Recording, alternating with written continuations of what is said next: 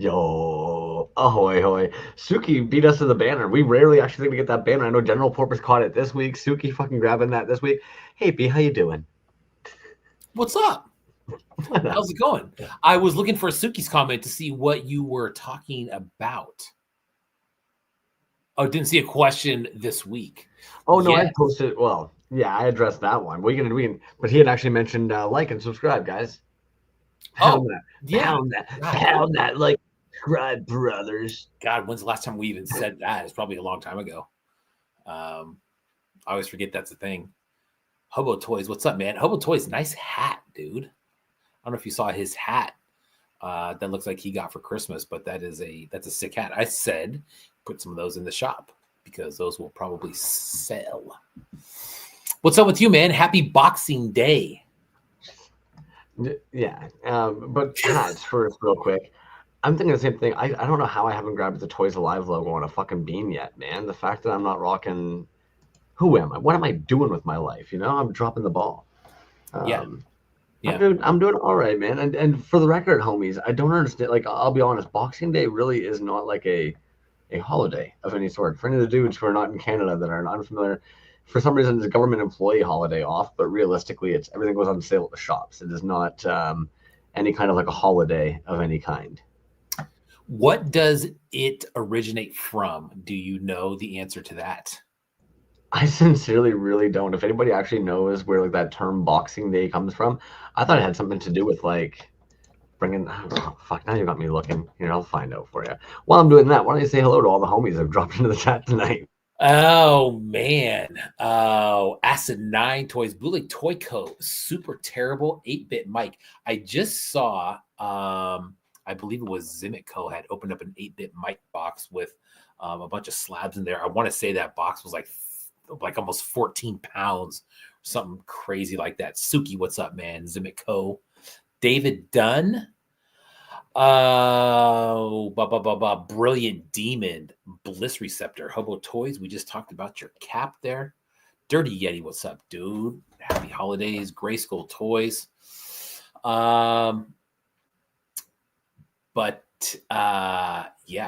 Boxing Day. So Boxing Day, the term originates from Old English. Apparently, one of the older uses of it would have been for when people returned back to work after Christmas Day. Their employers and or a lot of their like repeat customers would often end up giving them a Christmas box of goodies or a small gesture. And so somehow it became known as Boxing Day, which is actually kind of comical to me because if you actually consider that it was kind of like, yeah, we'd all go back to work and I'm stoked, man. Like it's Boxing Day. All like my rags are gonna bring me a little gift. But now it's become actually kind of like I'm going to be dealing with people returning all the gifts they didn't like from Christmas today in hopes of actually monetizing the return money they get on Boxing Day sales to be able to gather more from what they were actually gifted with the money returned. That's kind of what it is. I like Jazz's explanation better. Maybe that's it. So I wish it was actually you just get to fucking name somebody who's been pissing you off all year and you and them go in the ring, toss on the gloves, and that's Boxing Day, baby. Kiss under the mistletoe and then fucking let's go. Oh, wow. Interesting. Like a purge, but nobody dies. You just fight. Yeah, there you go. Interesting. So what's up, man? You taking any time off of work? You working? You taking some time off? What are you doing? Do people do that for Boxing Day? Is that a thing? Or I'm is sure, Boxing Day just kind of more like? Is it like? Is it a federal holiday up there? That's it. Yeah, I think if anything, a lot of government employees basically at this point, like they're going to be MIA from like the 20th of December until like the 5th of January. That's kind of the best way of just I don't know. It is I don't know. Fuck man, what you been up to? You take any time off? You do any holiday fun jazz? Yes. Yes. Yes, I did take some time off. The holiday rush is pretty much over. It's time to just kind of relax now that the holidays are kind of over. My kids are off on the other side of the country visiting their mother at the moment. Von Fake Name, what's up, dude? And that's about it, man. Going back to work. I think I'm off the majority of next week as well. Usually New Year's Eve and New Year's Day. Typically, we get off here in the States, at least New Year's Day. Um, and that's about it, dude. Looking to start the year strong next year. I feel like I just kind of, I don't want to say I gave up, but, kind of tailing off towards the end of the year here as far as the show goes. I think we're just kind of looking forward to getting the new year started. You know what I mean? And I think this period is always reflective. I think obviously, right? As we roll into like the new year, everybody's posting the whole kind of like my favorite grabs from this year, my favorite makes from this year, my accomplishments of this year. So we're all Yeah. definitely like I think it's a very reflective period for sure. And like I'll be honest with you, man, like that fucking head injury and health stuff, it kind of ate up a lot of my like May, June, July, August, September, first half of October. Yeah. So, and I'll admit I've got a bit of like a fucking like sore spot at the moment. Like, let's be honest, we're all always hard on ourselves, you know what I mean? But I've recently had an individual kind of like point out how like maybe I'm not trying hard enough to change the things not really working for me, and hearing that it just puts a bee in my bonnet, you know. It's a bee in your bonnet. So Okay. you mentioned like you just feel like you're kind of giving up this like last little leg of the race part, and I'm sitting here because I'm struggling with the same. I think many of us do. I think a lot of us beat ourselves up a lot, trying to, especially again this end of the year, we're trying to be like, I didn't do as much as I'd wanted.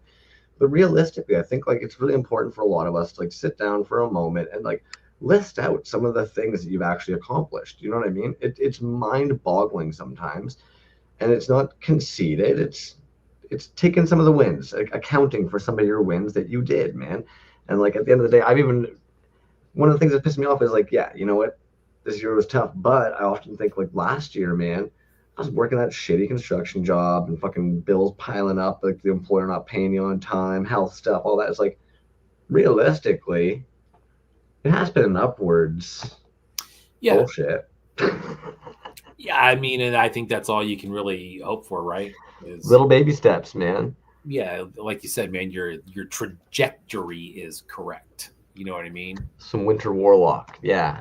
Winter One War. I step saw before that the in your other. I saw that in your post today. Winter Warlock. Hey, brilliant demon! There you go, dude. Successfully didn't eat all your kids' candy Halloween from and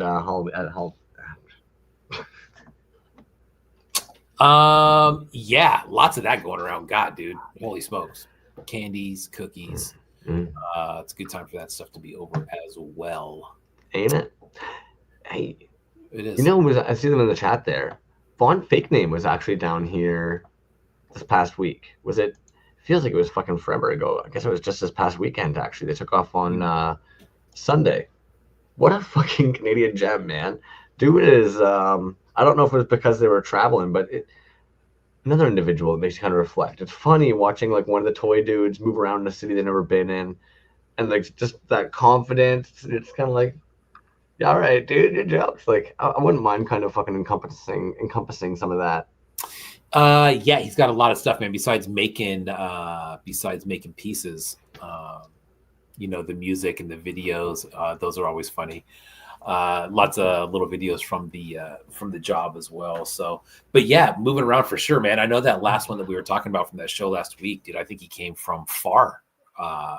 He's out west. Yeah, yeah, That's I felt bad, man. It was one of those things where he was down here, and like, and I think you can relate to this because you're in like Cali. You've actually gone to a couple of toy shows and stuff like that. You go to San Fran quite often. The tough thing is like when you live in these areas, there's like the touristy things to do. Like if you really want to, like I even told him, You want to go to the CN Tower and we can climb fucking 3,000 steps or whatever it is to get to the top? Sure, we can pay to do that. We can go to the fucking art museum. We can go to, you can list off these things. But the reality is that like you can walk down long stretches of streets, potentially popping into shops and going into restaurants. That's kind of what you can do. Yeah. And in the wintertime, especially, I kept telling them, like, fuck, man, at least in the summer, like, there'd be graffiti or, like, some of the smaller art galleries would be throwing shit on, or, like, we could just kind of detour, walk around, not a big deal. But it was hot. It was fucking, like, we had just gotten hit with a fucking snowstorm thing, man. It was freezing fucking cold out there. You couldn't stand, bullshit. Poor dude. We just wandered the cold, popping into, like, a Tim Hortons here, or trying to find a Starbucks there, fucking being kind of like, yeah, so this is this street. These are the things here. That's it, man. What can you really do? You know what I mean? It's not like that really here. I mean, we don't get to the point where it's so miserable outside you can't really do shit. I mean, like hard rain is about the worst we get, at least where I'm at. So it's supposed to dump later on tonight, but I know for a lot of people around the country that a little rain ain't shit. Which for us Californians, it's the end of the world. I'm sure it's miserable regardless. You don't want to be out doing shit in there. Very true. Very true. But yeah, dude, looking forward to getting into next year. I don't know if we have a guest lined up for next week or not, but I know that we do for a couple following weeks after that. I know that Hijack 85 is going to be on here in the next few weeks, which is very cool. And then I think in the middle of January, we have that One Up show. Which is going to be good. I'm looking forward to that. That'll be really cool. I don't know why I keep getting the date of that one so messed up. God, dude, I want to say the 16th. Sounds familiar for some reason. But that's Kajiki and Cave Dweller, so that'll be cool. Yeah, that'll be January 16th. January 16th, yeah. So, and then dude, February is Apocalyptico. Is it 4 now or 5? Is it sneaking up that fast? It is, dude. It's in February. I want to say 4, but. And then I think there's something else right after that, and then Robot Resurrection right after that. So, I mean, like, this is that time of year, coming into the first, quarter of the year. That's when shows really started popping off last year. If I'm correct, I want to say G.I. Joe show isn't that far away. Oh my gosh. You know what's starting to get scary is being able to tell how much fucking time is passing by the shows.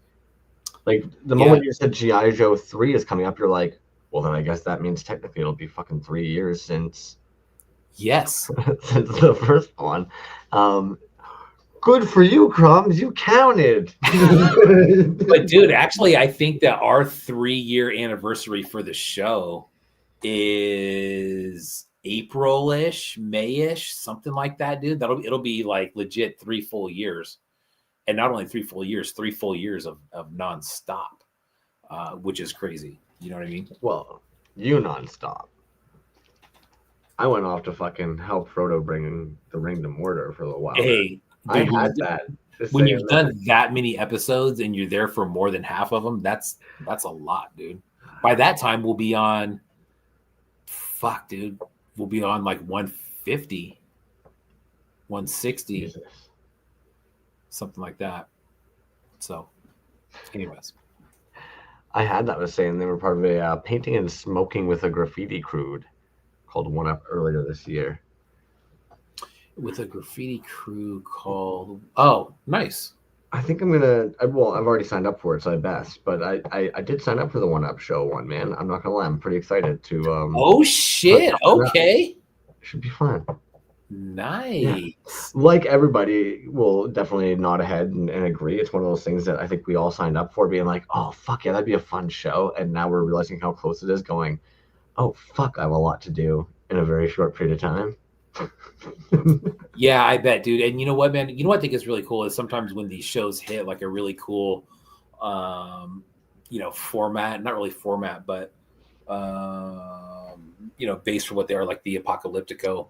A topic or, Topic, there you go. And they hit like a really good one. And then, you kind of see them repeat the following year, which is cool. So, Robot Resurrection, man, looking forward to that one. That one had some really, really cool pieces. this year. But Apocalyptico, man, that's always legit, dude. That's always a super sick one. So that'll be cool. And I think that's that's mid-February, something mid to late February, something like that. That's Ocular Rhombus that throws that one together, right? Robot Resurrection, correct. Yeah. You know what I love about that is Easter Sunday was last year. Oh, nice. Yeah.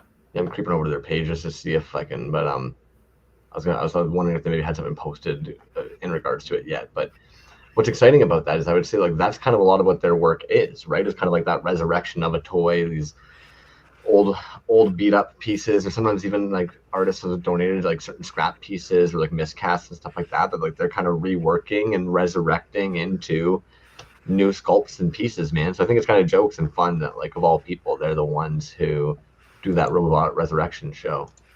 Yeah, I agree, dude. And I think, as far as like volume and consistency, I mean, dude, he's like the Kit Bash king pretty much, right? Like when it comes to 3.75s and just the amount and frequency that comes out is fucking crazy, dude. It really is crazy. I've got it up, so might as well share it. This new thing that they're doing here, they were on a live with Pocket recently, and I think they were working on this during the live, and of course they were picking out a bunch of things because their desk had all these different assortments for them to pick at. But that new shit that they're doing with this like pink goop, I keep wanting to say it's spray foam, but the hard part about that is spray foam is really not fun to work with, and I think we all know when we've had to use it before, it's kind of a one and done with the can. Like that's what I'm finding trippy is if they are using spray foam for this many different pieces and stuff, it's kind of like you typically can't really repop that opening and get more spray foam from a can. You kind of have to get the most from it as you can. So I don't know if they're like popping it on silicone and tearing it off or something and using that. Yeah, I like how Zymic was just like, come stop overthinking it, homie. It's fucking spray foam. It is spray foam. We were messaging about that a little while ago. As far as how he does that, yeah, I don't know. I know that it is spray foam, and it was right when he started using it. He was just kind of experimenting with it, but yeah, dude. I mean, it's For any of the homies watching that, sometimes just roll your eyes because it's like right in a description or something. Bro, think of me as sometimes like the optimum customer. Like I want to be handheld. Yeah, it might be right in the caption, but consider me basically like a pilot through how maybe like your stupidest customer might think. Dude, that's sick right there, man. They're gorgeous, man. When I look at that and then I look at like a regular 3.75 that he may have just put like that, like on that lower half right there, dude, you can kind of see like his signature paint style on there, right? But when you start adding the foam to it, to me, when I look at that, I'm like, it's becoming something else now. Not something else as far as like, doesn't belong in what we're talking about or what we see every day. But when you start adding stuff like that, like, look at that, dude, that totally transforms what that is. It's almost like there's a line of dudes at this point, like the weird fucking. We were even talking about how he starts doing runs lately, and I think that's sick. Because even actually, it was. So one of the neat things that happened with Von Fake Name coming down this weekend. Of course, we're trying to find things to do and shit like that, and of course, the show wraps up over at Eyesore where it was happening, and we link up with LM9 and Dre. And Dre was fucking on crack cocaine that night or something, man. I'll get into that after. But it's funny you hear LM9 talking about like that dude when he does all this hand sculpting, and he kind of misses sometimes doing the kit bashing. Like he said, like that's something he used to do a long time ago. And it's kind of nice having like that one-off that like you're not really gonna mold or cast or anything, that like you get to just kind of be done with it. It's wrapped up. And at the same time, they even kind of mentioned like what's so tough is even if you do kit bash something sick, it's in your power to be able to just mold and cast it. So you're kind of sitting there being like, well, maybe I'll just make a mold of it just in case. And well, isn't that that's what's crazy too, right? About Ocular Rhombus is that like he doesn't mold or cast at all, and he's making runs. You know what I mean? So it's like you think about what you have to acquire to make that happen. And it's now you're buying in bunches rather than ones and twos. So well, it's funny. I don't want to say it's a split. We all chill together, but I do feel as though it was maybe more prevalent back maybe a decade ago. That it was almost one of these things where there was a separation of like, are you able to mold and cast, and that almost kind of elevated, right? I think people almost at one point or another, there almost became this weird division where people almost kind of thought like, well, you should be molding and casting. Where really, in my opinion, it's like if you want to make more, like if that kit bash you made was so fucking sick that you don't want to try and seek out those pieces again, or for economic reasons you want to try and make a mold and cast of it, like sure, but like there's also when we look at people like Sucklord and Healy and LM9, it's kind of like there's also an artistic beauty in just fucking mashing something up and trying to make it seamless and trying to make it work. And like Super Terrible Toys, Ocular Rhombus. Sorry. Yeah, and just consistent one-offs too. There's nothing wrong with that at all. I mean, I think that for some people is kind of the allure of some of those is that there is only one. But either way, dude, it's just, the amount of creativity that comes from Ocular Rhombus is it's fucking staggering, dude. You know what I mean? Just to have that many, like, I mean, I think everybody's probably sat down and tried to kit bash something at some time or another, you know what I mean? And it's not like you sit down and these ideas and shit just start flowing and you're just there for an endless amount of time with work to do. I mean, there does come a point where you do hit a little bit of a writer's block, because there's just, I don't know if it's because there's just not enough because there's so much that you could do, so many possibilities out there. But what he's doing is, I mean, fucking A, bro. Like at Assembly Required dude, he had like over 200 one-offs, dude. I know we've said that a million times, but, and I'm sure the next one coming up is probably going to be the same. But it's crazy, man. It is, it's different and it's all under the same thing. But whether he's molding and casting or just doing kit bashes, like the amount that comes out is fucking nuts, dude. Crazy. And I'm just gonna take the opportunity to just ride off what you just mentioned there. Sorry, because you're bringing up and of course, fucking jokes. Small brain is putting together things that are just kind of funny that I'm seeing here. But you're talking about Assembly Required. I'm going to pull up a little share screen of an artist that I kind of went back to visit today, and I was just going to check out what they're up to. But of course, look at the first fucking person to comment on there is Ocular Rhombus as well. So I just thought it was fucking jokes that I was pulling them up because I wanted to show off Space Punk Toys. Yeah, dude, straight up. Over to Assembly Required. They're actually down in that same area where, of course, Hurricane I Know Nothing hit. And Asheville. Right. Thanks, dude. Small brain over here. But I'm sure that they've been cooking up a storm, man, because it seems like they're up and kind of rolling again. We haven't seen much from them. Yeah, dude, I actually have one of those right there, dude. They do really super, super clean work. Those are articulated in the arms with magnets. But yeah, really, really clean. And I want to say that they were at Assembly Required last year. I didn't meet them, but I think I remember seeing them post afterwards. And you're right. I think they are from that Asheville area. But yeah, everything that I have from them, I have 3 or 4 pieces from them now. And they're always super clean. There's a glow. It's like Stormtrooper that I have, which is super fresh. Even this dude, Blue Milk Farm Boy. Get out of here. That's dope, man. Yeah. Oh, how did we not mention Bliss Receptor when talking about fucking kit bashes, man? Remember their Robot Resurrection piece last year? I've seen some stuff from Bliss Receptor that I can't even explain to people, dude. You know what I mean? Like it's I think it's yes, it's kit bashing, but it's something way, oh god, dude, I don't know. And they've been on fire this year. Son of a bitch, dude. That right there.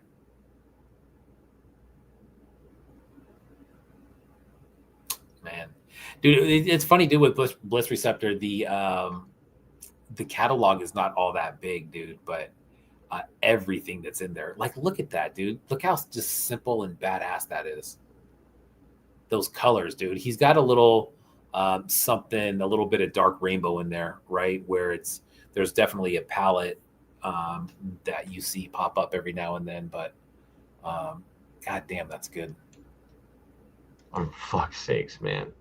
Bro, the other creature piece, the swampy. Oh, I almost forgot about that. Bro. Like that right there is one of the most badass things I've seen come out of this scene in a long time, dude. I mean, like it's hard to, put pieces over other ones, but when I saw that, I'm like, I mean, what are we talking about, dude? That's crazy. That's crazy. Yeah. Yeah, he did a fucking great job on that. Dude, Bliss Receptor says he made 50 plus figures this year. Holy my shit. God. Yeah, Suki, I'm telling you, man. Damn you, IG, for not showing all the toys on my feed. Well, if you think about it, dude, like look how many people you follow, and then think of how many feeds you honestly see. It's a fraction of what you're actually of the people that you're following. You know what I mean? I'm with Jazz on that one though. Bliss Receptor doesn't ever post because he doesn't want to rub it in everybody's face. His mad skills. Yeah, dude, straight up. He's got a super sick collection too, dude. I don't know. I think he sent those to the show feed at one point, but they were the. He's got a metal, like a 3.75 metal vac collection of figures. It's fucking beautiful, man. It's crazy. I popped them up in the comments, and remember this individual here, man. I'm gonna Alter Toys. Oh, bro, they've done some fucking stupid runs, man. And dude, of course, the thing they all always boast is no paint, all resin. Dude, so the deal with that dude is he's out of country and he was sending his stuff to Fletch in bulk, and then he was dispersing it as far as the shipping goes to the States. But yeah, dude, the level of the detail, the detail in the sculpts are just, they're fucking nuts. But like you said, man, no paint used. Like you look at some of those, like that's all marble, of course. But that one that you were looking at right there, dude, no paint on that. Man. No paint on that, dude. The one that I have is not that colorway, but it's really dope and it's super colorful and there's zero paint on it. Dude. Those are wild. This fucking scene, my dude. Crazy. Those are crazy good. See, and this is why, realistically, at the end of the day, when every now and then it's like, we don't have a guest, it's like, I'm sure we can find a means of killing about 2 hours talking toys. Yeah, obviously. Did you have something else to show? Did you have like tabs or anything like that? I've pulled up some tabs of some stuff to kind of like talk about for some safety net stuff. Like, admittedly, I'm sure we've talked about it already. Titty Bean was bringing back the Patreon this year, but anybody who's interested and hasn't seen this post, they've got an interesting way of doing the new Patreon that I think is actually kind of sick, man, where basically 3 transformations of the figure for that period. I'm going to grab some coffee real quick. I'll be right back. Oh, yeah, I dare you to. So if anybody wasn't a part of the Patreon before, essentially Titty Bean's Patreon would have all these different tiers where you could get X amount of figures per month based on which tier you were signed up for. And it looks like now what they've started to do is they're going to be bringing back a little different, trying to make it a little more streamlined. Instead of a different figure design each month, it will be the same figure. Excuse me, I'm so sorry. But each month it will be a different version for 3 months. The first figure for this new tier will be Shift. This guy began life as a tussle character that I kit bashed into existence. The arms are 3D sculpted by me, resin cast, and OG kit bash. Shift will be a Patreon exclusive figure only available through that platform. Mouthful there. But, and I think this is also another great thing that we're starting to see as the more and more artists are sculpting using the 3D software that's available, as well as like 3D printers becoming better and better. The fact that this is now going to be a full-on kit bash where we're going to have pieces that Titty has actually molded and sculpted before for this figure with updated arms that have now done 3D sculpting and then molded and casted on top of probably any like additional epoxy sculpting that they would have done on top of this figure. So that's part of the thing that I'm kind of stoked on as well, man, is seeing that transformation of like what we're going to be able to kind of start doing with all these different kind of forms of kit bash between the different technologies. And yeah, okay, so Dre popped in here. I got him, man. That dude was on fire the other day. For one, Dude's table was fucking loaded. So we get to eyesore, and of course we didn't want to linger too long. You know how it is, right? You want to talk to the homies. You also want to be supportive, but at the same time you're kind of like, I can't stand at your fucking table all day. People need to be able to see some shit. So of course we're in there. We dip out. We ended up meeting back up with them afterwards. And actually, their IG handle is so difficult, but Dees Beans. Dees Beans. Am I getting it right? I feel like I'm fucking still butchering it. I'm gonna have to pull it up in a second. But Dre, on our way when we're leaving, the dude, because Toronto driving is stupid, man. Plus, we out on top of that it's winter, and of course, Vaughn, fake name all day, has been trying to drive with me as a passenger because he ended up renting a vehicle when he arrived here. And me as a passenger, like I haven't been in a vehicle with a human being in Toronto in probably like 2.5 years. Yeah, everybody just takes fucking transit and shit like that. So poor dude will be like, "Can I turn down here?" And I'm like, I don't know, man. Is this a one way? I don't know, man. Like just nonstop all fucking day. Is this where I need to go? I don't know, man. Meanwhile, you got Dre. Just as he's driving, it would be just kind of like, "Hey, what are you doing? It's fucking Toronto here. In or out, pick a lane." Just like every 5 seconds. Then he'd driving all calm again, and then be like, just having a hoot with it, man. Clearly just fucking having a great day, or tired as all fuck to the point that he's just fucking on a new level of fucking chafe nipple talk, basically. But the whole way, man, even like you're seeing two people just walking. It was jokes at one point. I'm like, Dre, man, you think you have ADHD? And all of a sudden he's like, "Hey, buddy, what are you doing? Get out." He's like, "Sorry, Crumbs, what were you saying?" I was like, "Nah, man, it's perfectly timed, right?" You see a couple walking down the street and like it's fucking freezing cold, and right away out of nowhere, just "It's a cold and I'm walking." You're like, Dre, like you're narrating everything. Fucking, oh man, guy is a fucking Canadian gem, man.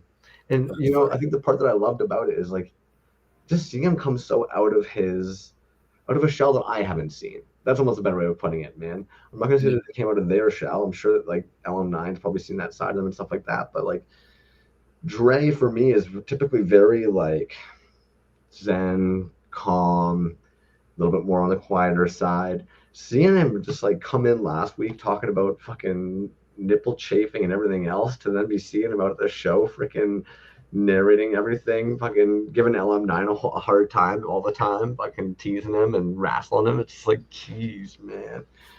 Yeah, total hoot. That show looked great too, man. Those tables were loaded up. I mean, it's crazy, dude. I think that's one of the funny things about, or interesting things about shows is, just from following people online and knowing how fast stuff goes sometimes and how fast it sells out, and then coming up on a show where there's just tables full of stuff. It's kind of, you're like, wow, holy shit, dude. But then you start seeing you see all the cool little stuff that, like I saw Dre had he brought the Mandalorians back. There were a couple of those. Lab 9 had some really cool shit on there, dude. Just some of those little static figures. God dang it, dude. There was some really cool shit on there.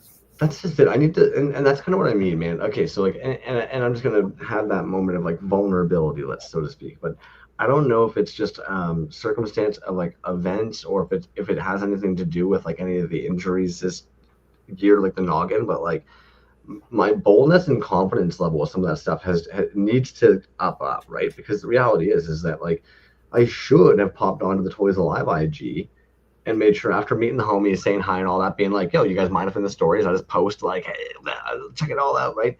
Do a quick little like, if you're down in the area, come on down this way. I had stickers in my bag for Toys Alive. I wasn't fucking cool like you, being like, "Hey, yeah, B to the J from Toys Alive. What up? Take a sticker. Take it. Enjoy this. Have fun." Instead, I was just like this weird, like, quiet dude, like, if anything, like, quietly following behind freaking Von Fake Name. I think sometimes even, like, the level of autism, man, like, I'm just fucking gapped out on what the fuck is happening around me, man. So would have been cooler to make sure that we actually got that up there. And yeah, it's D-Spen's Doc Horror was the one that I was mentioning, because even they actually popped by, and I meant to linger a little bit longer, but check this fucking thing out, man. I'm gonna do this for a quick second. Just be a loser. Oh damn! So now, what is that? That's an original sculpt? Yeah, OG sculpt.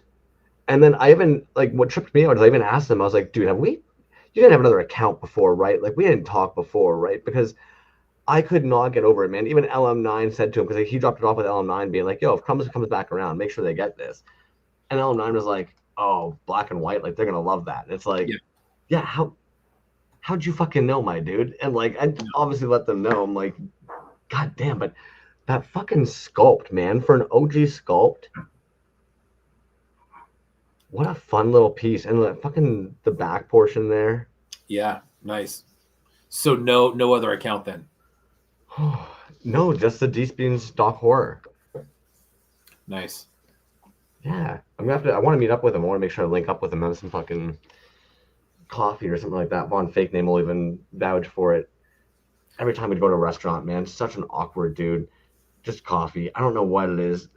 I picture eating in front of other humans, and I try and find something on them. Like I'll look even over the menu, being like, "There's got to be something here that won't get all in my mustache, and I won't fucking breathe all heavy trying to eat." And then I'm just like, "Yeah, coffee."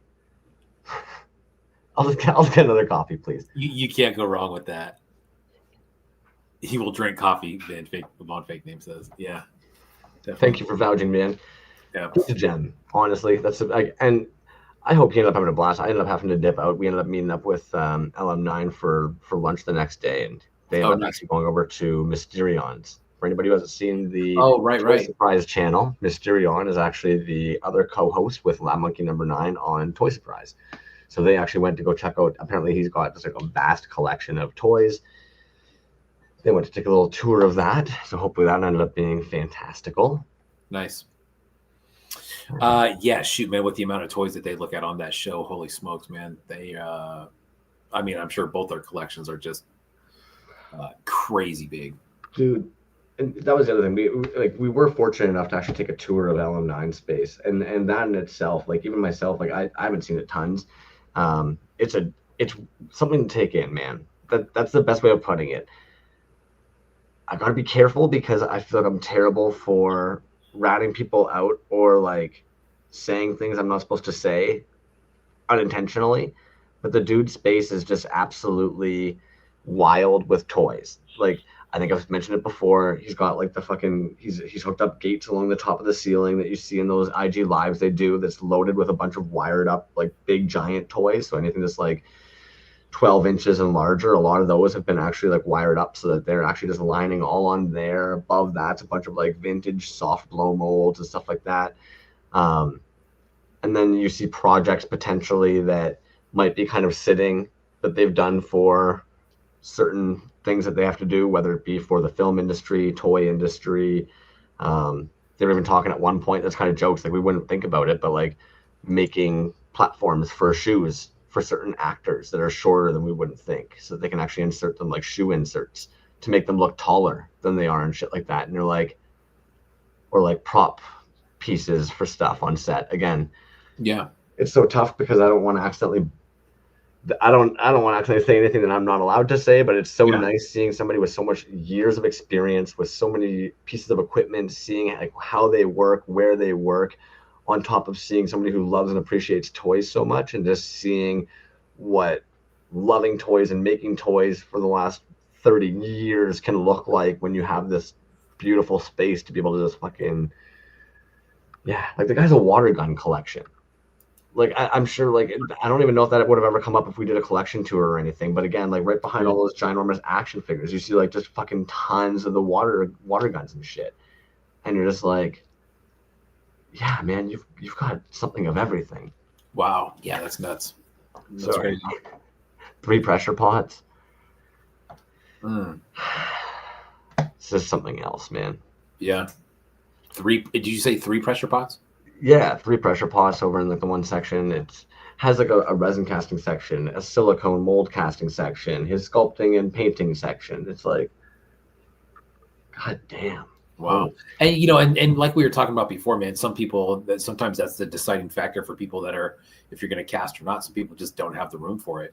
You know what I mean? Or don't have an outside space that you know, that you can work in. Yeah, I mean, you hear about people all the time that are doing stuff indoors, and that usually never, you know, over a long period of time, that never works out well, you know? Yeah. And admittedly, it's funny you bring that up. I asked LM9 because we were there. We were all munching, and everybody's talking about the PPE and all that. And I look at LM9, I'm like, you don't fucking throw the mask on every time, right? And he's like, And he's like, luckily, if I'm casting mold, it's stinky enough that the off gassing it usually smells enough that I remember, oh shit, yeah, I should probably put a mask on.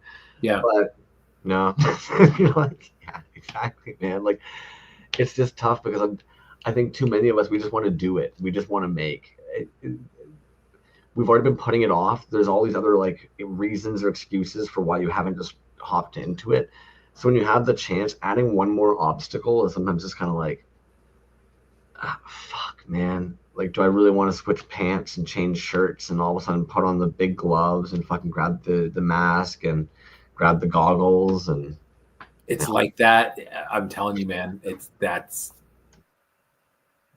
what society is, right? Like, let's just get it done. Fuck my gloves, fuck my glasses. Like, bro, this is the shit I deal with every fucking day. And I know that's why you're laughing, is because the people get hurt and they're like, ah, shit, I got something in my eye. I was just going to do it real quick. Famous last words. I was just going to do it real quick. And then it's like, oh, shit. I didn't think anything would. And all of a sudden you pull out the list of like, do you think somebody just made these reasons up? Do you think they just sat there hypothesizing incidents that could occur and therefore made all these rules? No. Yeah. These have all happened to somebody. I was going to say, unfortunately, that's how those rules get made, is someone got hurt and we're like, fuck, we probably shouldn't do that again. You know, let's write that down. We even interview people, and it's one of those things where it's kind of like we hear them, like even Dre, right? He was talking about how he fucking got some resin in the eye. 4T was over, and he let me know that when he was working with Max, forgot to put the goggles on right away. Little fucking resin in the eye. And you're sitting there being like, yeah, I never think to put goggles on, but that's the prime example of something where you're just kind of like, I just want to pour this one little thing, and all of a sudden there's like a tick in the cup, it fucking right in your eye, and fuck, man. And the thing I keep thinking of that I find hilarious is we've interviewed Plagued Earth Productions and have gone quite thoroughly into the, like, they have almost like an allergy to it. That's why they got away from resin casting and went straight into vinyl, was because like they couldn't cast anymore without actually being a health issue. Right. And like DNS and I have even kind of joked about it before, where it's kind of like, yeah, I wonder where the seizures came from, crumbs. You're sitting there in your fucking small ass apartment, door closed, no ventilation whatsoever, whipping up resin. It's off gassing over here, spraying this and seal it. It's like,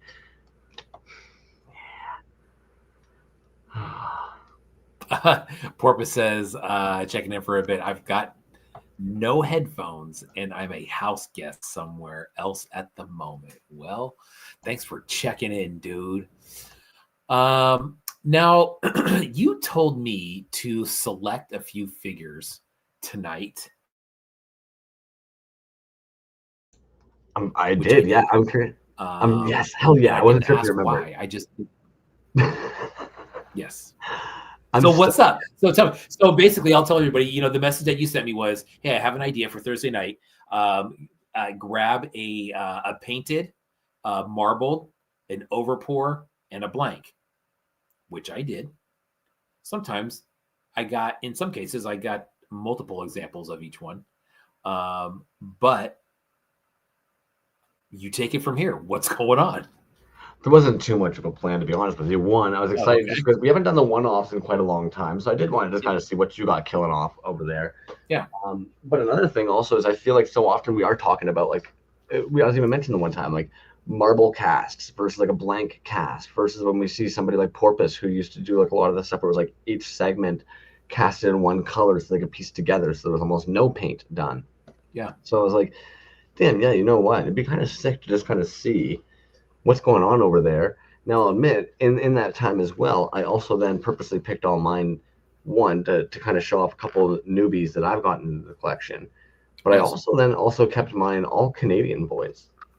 Oh. As I was looking at it, I was like, I think I could do the same thing with Canadian dudes. So I just decided to grab all Canadian artists. So I decided yeah, you know what, dude? I'm looking at mine, and I only have one artist. I'm sorry, two artists from the States. Everybody else is international, though. So. Oh, damn. Yeah, including, you know what, I'm going to grab one more because you were talking about a one-off, and I'm going to grab one of those real quick. Yeah, fair. I didn't realize being a one-off. While B's grabbing a one-off, I mean, I've got this sick-ass one-off over here I'm going to take off to show off. I've taken the cape off. Dylan Clement, what up? But one fake name actually ended up bringing this. And this is a fucking sick one. So for starters, anybody who might recognize it, this is going to be based off of the like the rubber figure that is out there. So because it wouldn't stand, Von Fakes actually put some magnets in the feet and then built this stand for the boot man. So that way he just stands on there. But the thing that's fucking blowing my mind that I love is there's no paint on this. It's actually just like selectively placed resin. So like all the black boots are actually gonna be like the black resin. And same as like up here, that peachy part is actually like peach flesh tone resin cast. The bat signal, same thing. Obviously being Von Fake name, this guy's gonna glow like a fucker. But then even more comical is on this original sculpt and the rubber piece, Batman's actually got these tiny little shorts on. And when you hit Buddy with the glow, the shorts are actually more of like a white glow versus like your classic green glow. So even they pop out even more. Fucking cool, man. Sorry.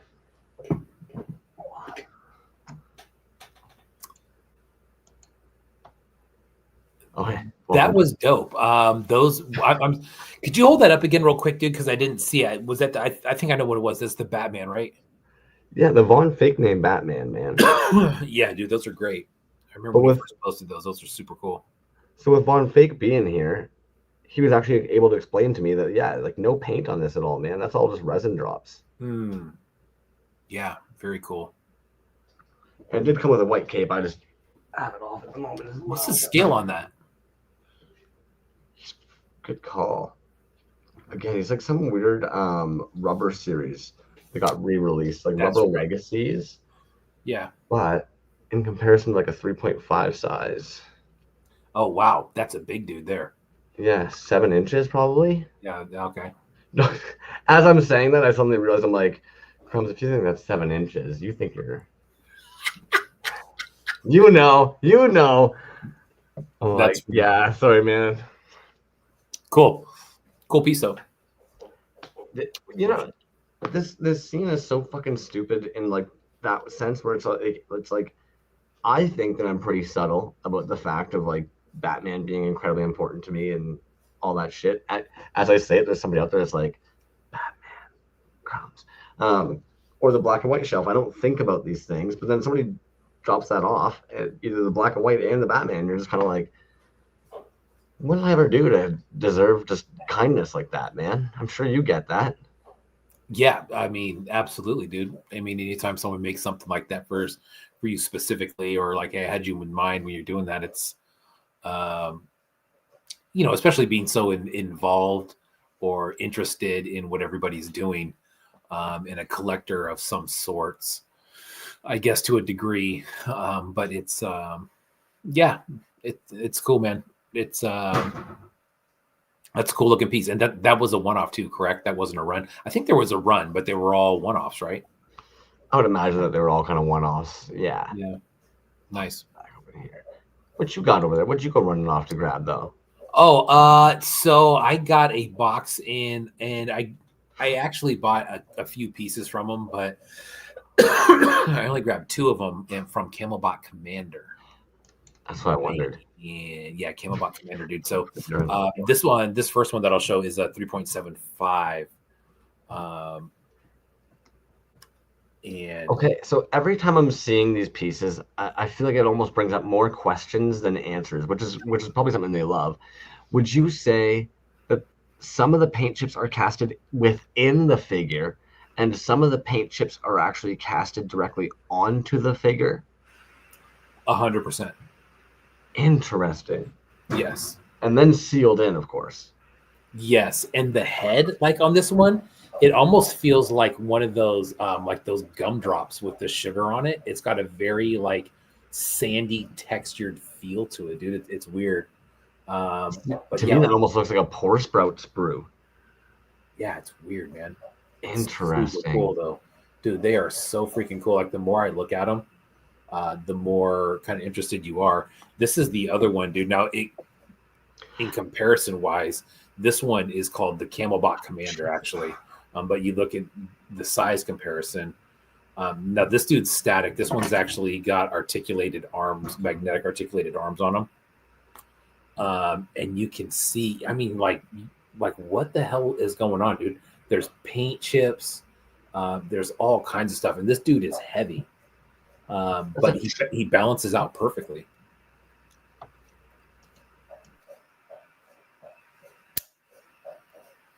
Super sick, dude.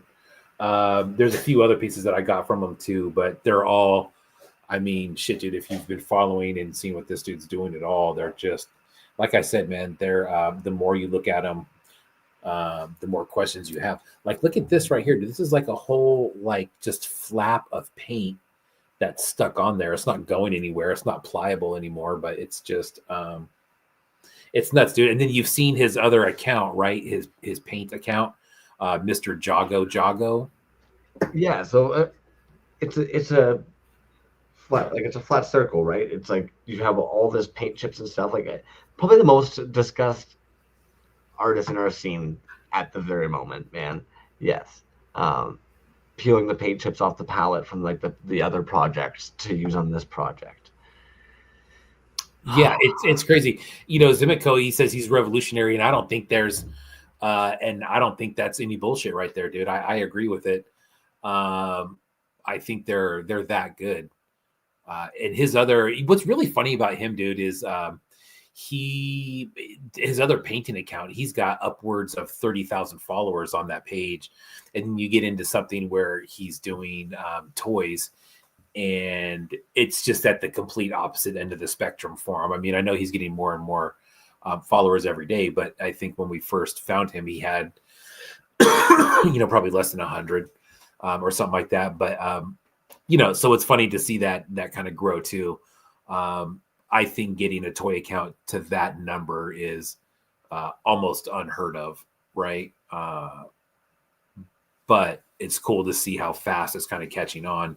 Like, we talk about Kim about Commander, and I think right about now, anybody who's kind of in the know or hangs out here or even in the scene a little bit knows his work and how different it is, dude. And it's like I said, he's right, dude. He said he's revolutionary. It's really cool shit, man, that's going on. There's so much, but you're absolutely right. It's on the inside, it's on the outside, it's layered on. It's I mean, it's crazy, dude. He's the amount of stuff that he's putting out. Like, he's putting out a lot of stuff too. There's quite a few different figures that he's putting out, and they're all great, dude.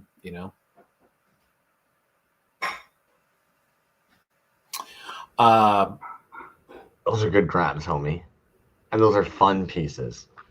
They are. 1, 2, 3, 4, 5. So I bought 7 pieces from him altogether. And I cleared everything out of one square just to put his pieces in there because they're just so damn cool. You know what I mean? And some of them, you throw the UV on them. Some of them have little pieces here and there that pop out, especially when they're sunk into them. It's really cool.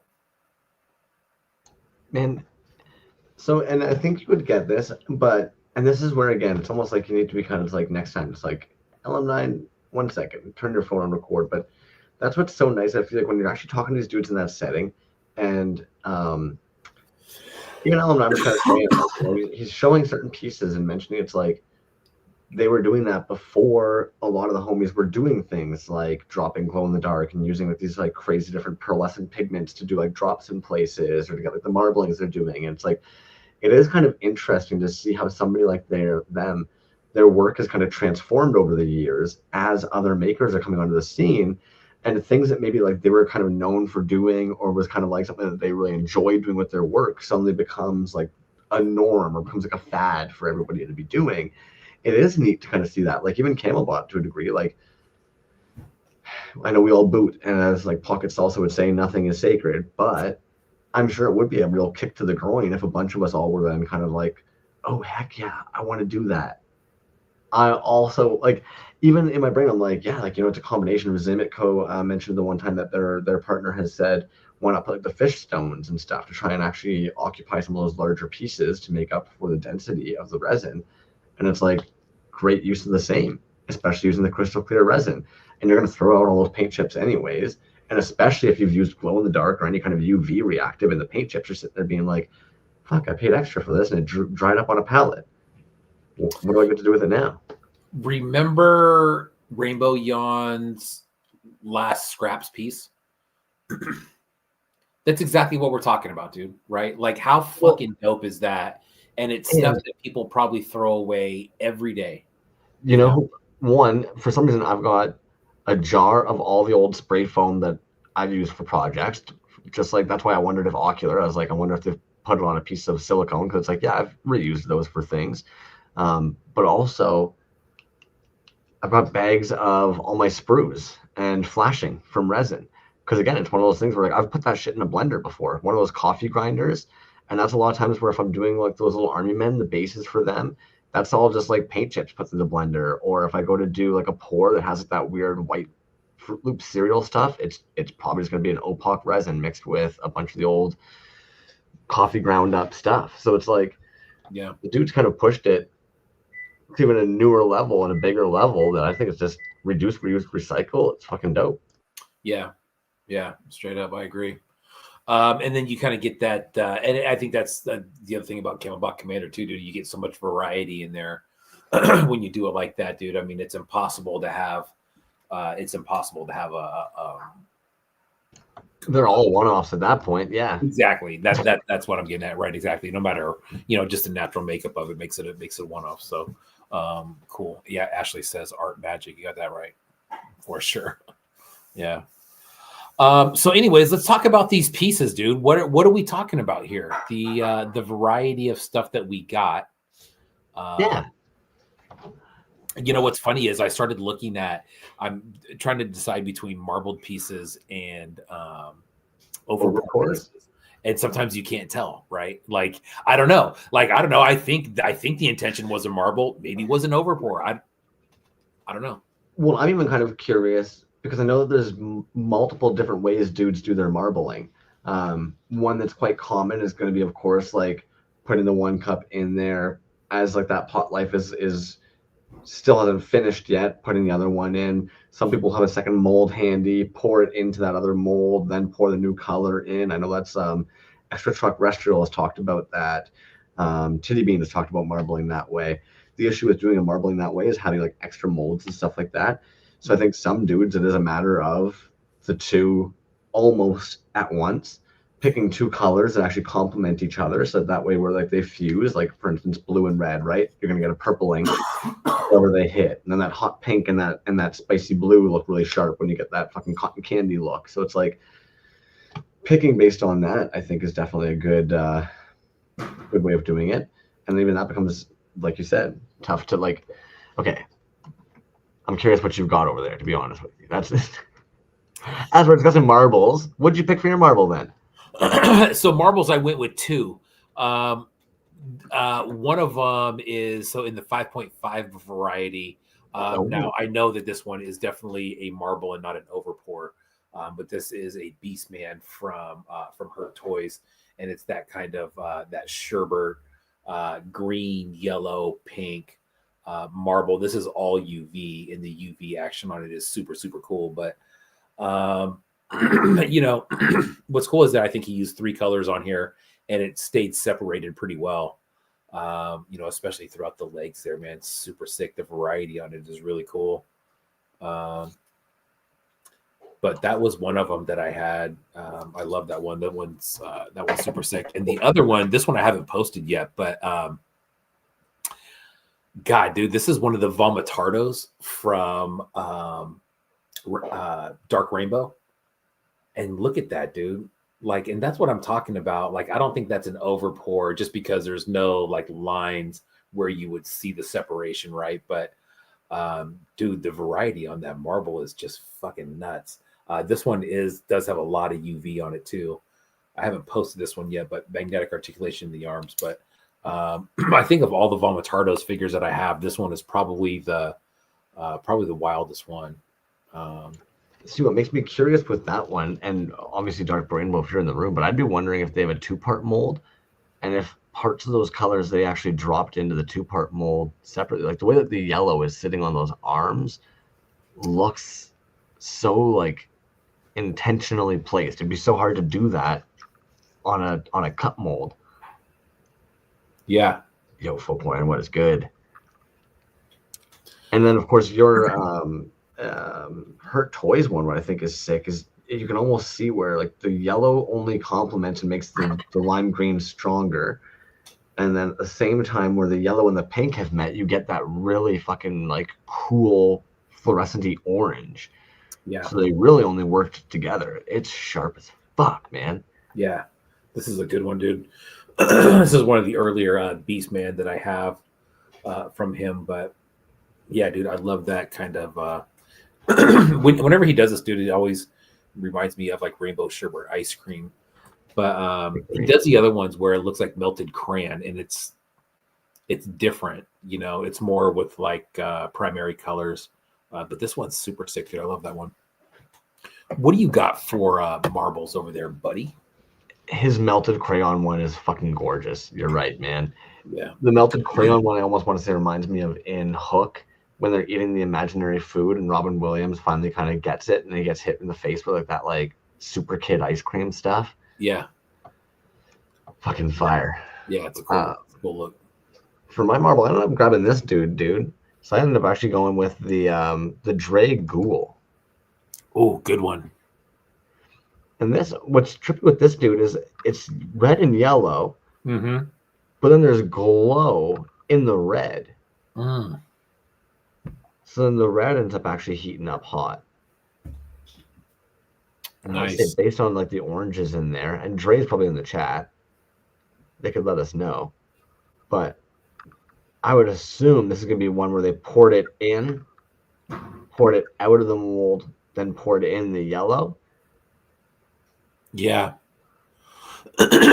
What I find nuts about this figure, dude, and they were kind of talking about it, and this is where I find like the wax is sick that we're seeing everybody use is the fact that they can cast up one of their G.I. Joe pieces that they had in the like the Cobretti, and they can cast that up in wax and then actually just start carving away at it. And I think they were even actually talking about that last week when they were on. Mm-hmm. And it's just like, fuck, man. There's something about that ghoul figure that I just find it so badass. And then, and I don't know why, Canadians, like they call us a 3.75, but in my opinion, I find a lot of the Canadians make stuff in like this scale here. It's almost kind of like that TMNT scale. Yeah, that's what I was going to say. Right. And I don't know if it's like a weird Canuck thing or what, man, but I find a lot of the Canadian dudes, they seem to flow in this size scale, this like almost Playmates TMNT scale. Because even I find next to it and actually I've got two marbles next to me technically. I didn't mean to actually have this titty bean marble. But like technically like when you consider a 3.75 from like the old Kenner style figures that we're used to, next to like a Dre sculpt, you're like, dude, you're not gonna eat this guy for breakfast. Yeah, that's a good one, dude. You know, the other thing about the ghoul piece is just the marble of the red and the yellow, which, you know, when it comes to marbling, dude, I think there's probably a fine line of mixing it too much. You know what I mean? Because like red and the yellow, like it would be the same thing with like black and white. You know what I mean? Like if you stir that like one time too many, you're going to get a bunch of gray in there. And anytime you see orange separation between the, yeah, exactly. Right. Anytime you see that separation between the dark and the light, I think you can tell that it's been stirred just enough to where you're still getting a good marble in there. But if you over stir that, man, you're going to start getting like some muddy colors in there, I think, you know? So that's what's actually so frustrating. And I'm sure a bunch of the dudes in the toy scene that know way more about like the actual proper terminology, or it'll be fresher to their brains. What I find is so frustrating, let's say something like red and purple look great together. Orange and blue side by side look fantastic together. But those colors actually mix to make grays. And essentially, like the more blue there is, if you mix blue and orange together, the more it's actually going to look a little bit more towards the gray side. The more orange there is, the more it's actually going to look towards the brown side. And so what's frustrating is those colors look so fucking good side by side, but the moment they bleed into each other, they don't actually work. Versus colors like red and yellow, you're going to get your orange, but you also do have to worry that, of course, you don't want the whole figure to just be orange. You want it a marble. So yeah, you definitely have to be mindful, I think, when you're definitely casting these things. And I would imagine some of the dudes even put a buffer color. So for instance, like one that probably actually responds well with both, but also goes between them, hoping that those other two won't touch. Yeah. Yeah. Which I mean, God, dude, I'm sure there's got to be a lot of experimentation going into that as well. But then again, with the marbling and stuff, sometimes you want that kind of randomness and just kind of probably got to cross your fingers and hope it doesn't get all fucked up. Well, you don't want something to just come out all pukey brown or fucking diarrhea green, right? Yeah, Like you don't really exactly. want there are certain colors where you're sitting there being like, oh fuck, I made a mess. Yeah. Painted. That's exactly what I was gonna ask next. If you're gonna go with a fucking mess, man, I was super curious to see what your painted might be. Yeah. Dude, so I went with two just because I couldn't pick, but I was doing a lot of work with my titty bean case recently, and some of the older 3.75 painted pieces that he has are just incredibly good, dude. I mean, you look at the detail on them. He did a lot of washes on some of those early ones, but this is one of them right here. That one's got a lot of variation on it too. Is that from the painted tier Patreon? Dude, I think this is before Patreon. I'm almost positive it is. I think this was just a random claim back in the day, but I'd almost guarantee you that this was before Patreon. Mummy Stalker on that one. If you had to guess, would you say it was originally a red cast, blood red cast? Dude, there's so much paint on it, it's hard to tell, man. That's what I mean? That thing is coated. It's like you look at the arm right there. There's like, what is that? It's hard to tell. But that's got a really, and it's kind of like that antique look on it too. And then this was the other one, dude. This is a Frankenstalker. And that one again, man, like this one might be from Patreon. If it is, it's from an early Patreon. But God, dude, these were so good. I mean, his early 3.75 painted work, crazy good, dude. Anyways, I love that one. That's one of my favorite figures I own, I think. No wonder homie needed to take a breather for a minute once they moved into the new pad, man. Like, holy fuck. It was going so hard for so long. Years. Yeah, dude. That thing was going on for a couple years. And even before he started the Patreon, I mean, it's not like he wasn't doing anything. You know what I mean? He was still doing a lot of shit. That Etsy store was full. He was doing claims. But man, yeah, that is a fucking beauty right there, dude. So much detail on it. Yeah. Super cool. I'm trying to find the right wording where it's like that figure paint app style is almost at the caliber when you see a release for a line and there's all like the ones that end up at Walmart and Target and all that. And then they'll release like a limited run series that's only available at like the novelty collector shops for an extra like 40, $50 or whatever. Mm-hmm. The way that it's almost kind of like, yeah, well, like all the other figures have just the black shoulder pads, but these ones have the gold outline around here. Or like, what's trippy, the pearlescentness to both those figures too, man. Dude, yeah, and they're older and they still look like as crisp and as shiny as they did the day I got them. But that's what's crazy. Like if you look on these ones, they have like, so he's got like that wash going on there, which really brings out a lot of detail and a lot of like the folds in the pants and the ripples in the pants and stuff. Hell yeah. And that stuff's super sick. But then you come up to like the shoulder pads and you got that black and gold, like super crisp. Then the straight arms and the lines in the earlier days, especially in the Frankenstalker, dude, he used a lot of, I think, like Vader-based stuff where you get these nice, really clean lines. Dude, the work on the head, dude, the paint work. I did a post at one time where it's just a bunch of different heads, even on the Mummy Stalker one too, man. The fine detail and the paint work on the heads on his that's kind of it. You don't think about like the hair, the face, the wash, the eyes. It's like, and then all of that for like a lot of times, what, 50 Australian? So that's like, that's going to be a good, that's probably 10 less. then it will actually do. So check this out. So I think his Patreon, like that top tier now, I think was going to be like, I want to say 70 Australian, which came out to like 47 US. So it's considerably more. It's like Canada, I guess, right? Like it's it's outrageous. But what do you got for painted stuff over there?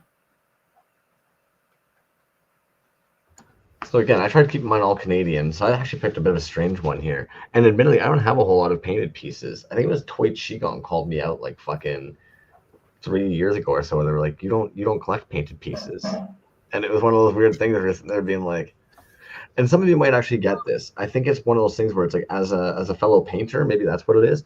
But I actually grabbed this Acid 9 piece that they had sent over, and I actually made sure seeing a couple of the boys this weekend. I know that they were for giveaways, but I ended up giving one over to LM9 and Dre and Von Fake Name to try and at least get them over some fellow homies. Yeah, nice, dude.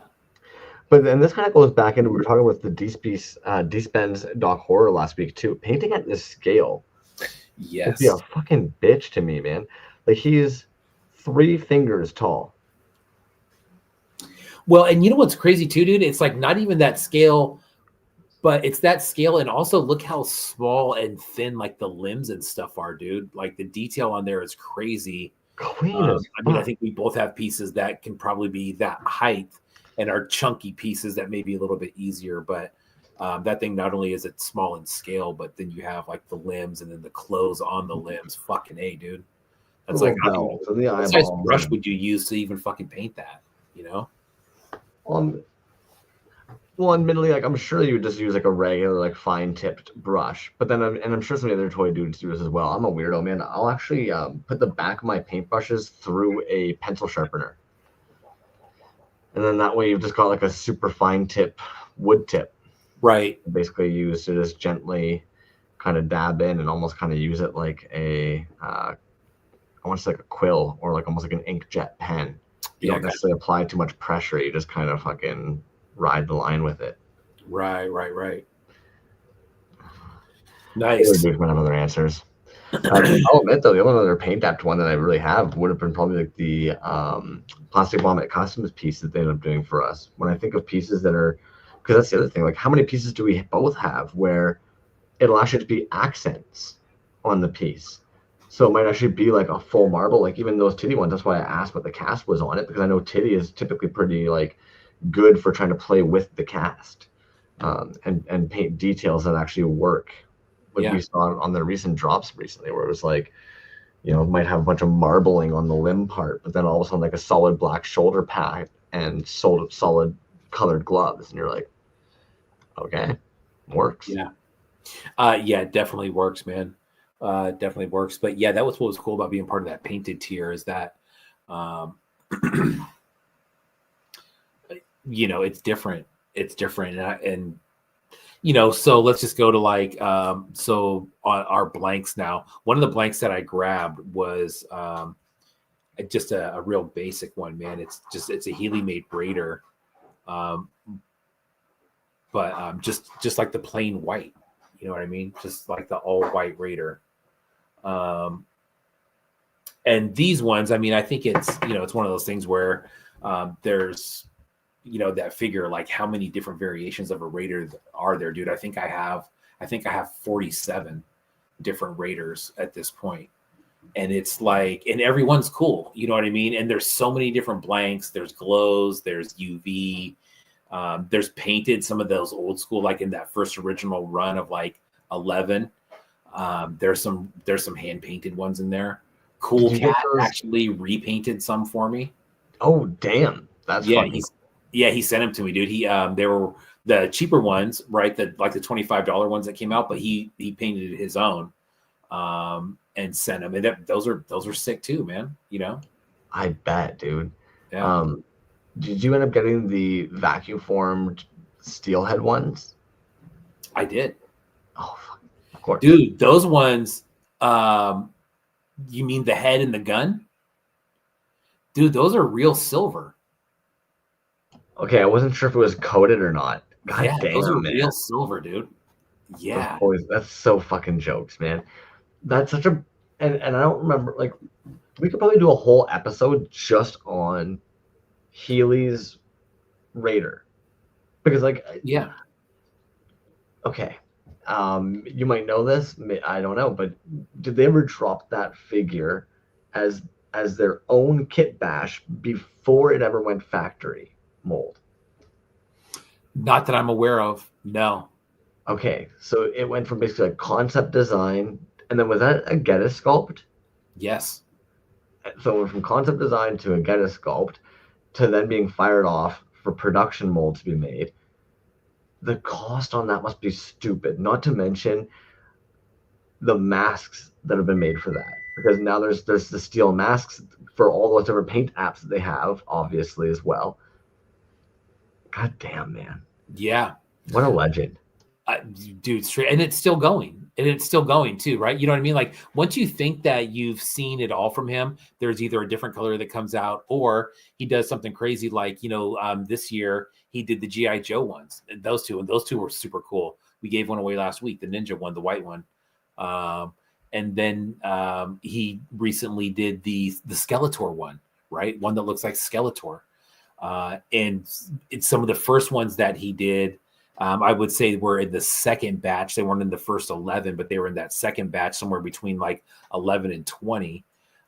That's when he did like the Trap Jaw and the Man at Arms one. And I think that's what really got me on those in the first place, dude, was that, yeah, it was the same figure, but their paint app was what the key was. That was a link to another nostalgic figure. Like the Boba Fett or the Voltron or exactly Punisher, the turtle set. Yeah, straight up. Fuck, man, and he's done it 3 times now too. Like I thought, well, sorry, that's what is nuts to me. Is like I'm looking over to my left, I'm like, he's done that one. Like he's done it with 3 different sculpts now or concepts. Yeah. On top of the fact that you look at the vinyl they've had done as well, so you're looking at like 4 or 5 different concepts there as well. And every time, I think that's kind of the difference. And good for them. Healy, if you're watching this, fucking let us know what ADHD medication you're on, because fucking the dude's organization to have these things plotted out in such a way where they're able to do this and have them done in runs like that, it's genius, man. It takes such a load off your shoulders. And then if I'm not mistaken, they cast. Do they cast the wrestlers? Yeah. Right. So it's like you have to imagine that while they're busy doing all those casts and paint apps for those projects, they're having their vinyls done and their PVC figures done to be able to set those drops for the year. Yeah. And Bliss Receptor said silver or fake vac metal. They are silver. I was wondering what you when to got up to grab, and yeah, just these. I forgot. You're like, it's silver, bitch. Yeah, they're cool, man. And actually, you know what? I don't know if you remember, but when he did this drop, he actually did one gold set that somebody got randomly. So I don't know. I've never seen that posted before, but yeah, they're actually silver, man. I haven't put them on any of the figures yet, but they fit in just like the other ones. But they are heavy. These are heavy little pieces, and they were, God, dude, I want to say they came as a set maybe, and I want to say it was like $90 for the set, something like that. Yeah, I don't remember it being all that much more than if you actually grabbed a regular Raider set.